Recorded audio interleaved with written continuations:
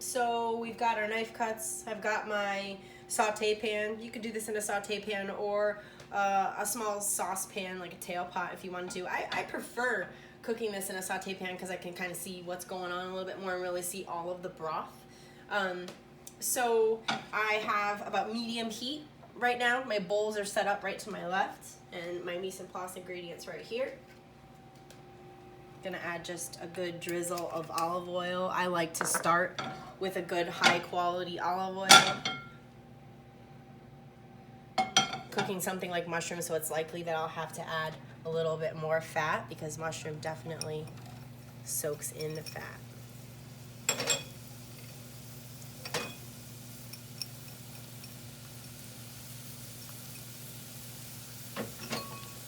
Add another good drizzle over the top.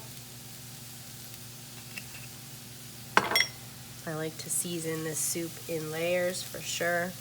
So a nice, generous pinch of salt.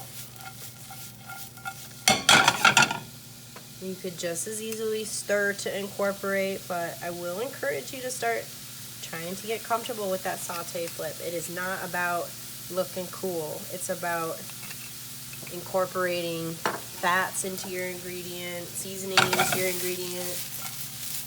If you make a mess, well, then you'll clean it up. Had a little jumper.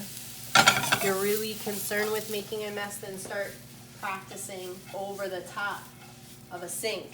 It's a good way to kind of capture your mess if you screw up.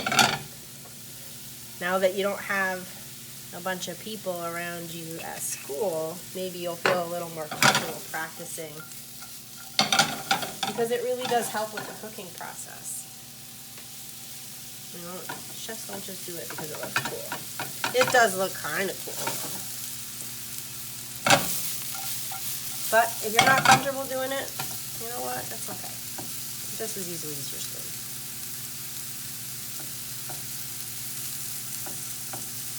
What I'm doing is just trying to get like an even layer so that mushrooms are maybe even getting a little bit of a toast. Definitely just want to make sure they're at least getting cooked through. I can see a little bit of fat on the bottom of the pan, and I don't want too much fat in this pan because I'm making a soup, and so I'm going to resist the temptation to put more olive oil in.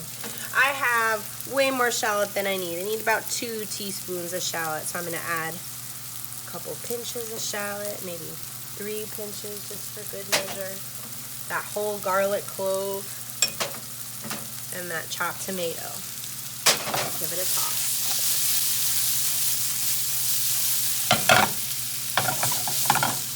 Give it a little season. Just another pinch of salt. Not going too crazy. That wasn't too generous. I don't want to go overboard. Okay, this is a quick one. So I'm at the point now where I can add my chicken stock. 2 cups going in.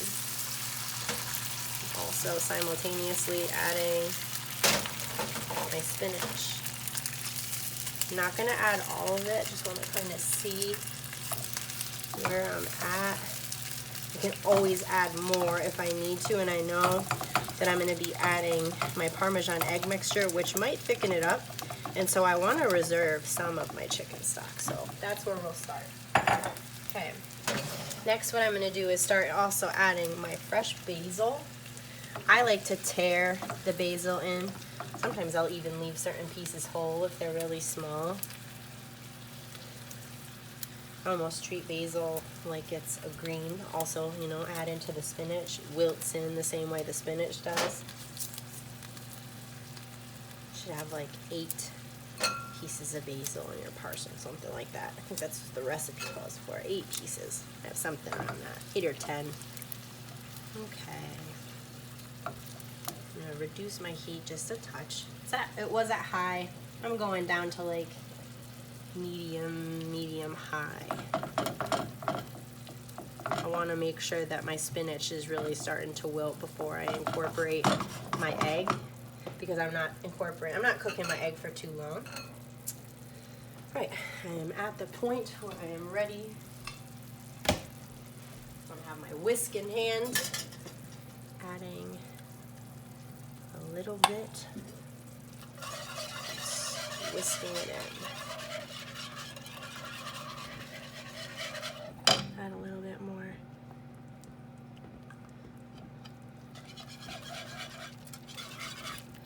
Okay, before I even taste, I'm gonna do a few things. One little pinch of nutmeg. You'll have fresh, and a nice grating of fresh is even better.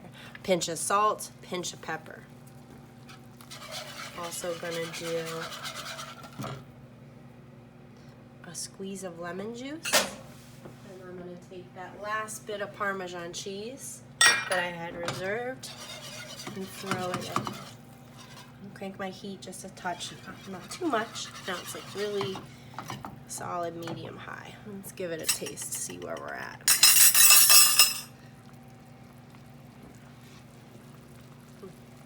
Quite good. Needs to cook just a little bit more. Needs a little more lemon, a little more nutmeg.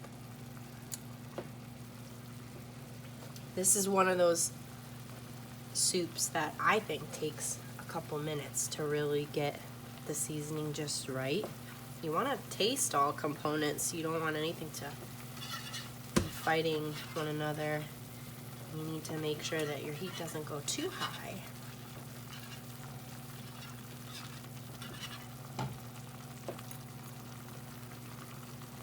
We're getting there now. Now I can really taste that basil. Need a little more lemon and nutmeg. I think we're there now.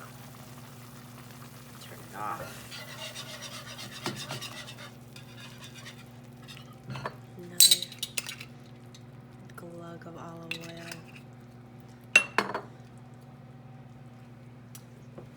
Okay. Now we're wanting. Okay, now we're ready to plate. I'm gonna use a slotted spoon first to try and get some of the actual meaty part.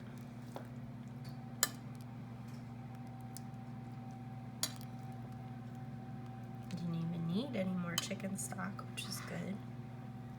And depending on the size of your bowl, I would say be careful with how much chicken stock you want to add. You don't want to go too crazy with it.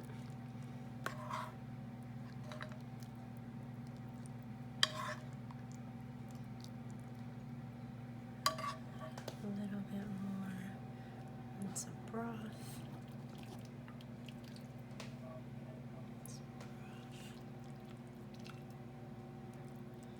And then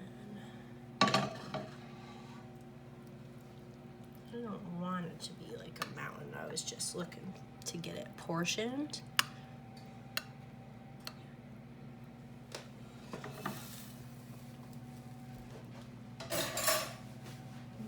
Let's see if we can get you guys over here because I think the light is a little better.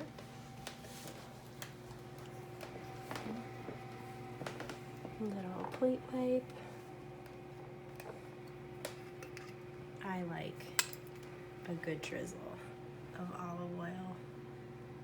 You could even serve this over a piece of toasted focaccia. Black pepper to finish. And there you have an Italian egg drop soup.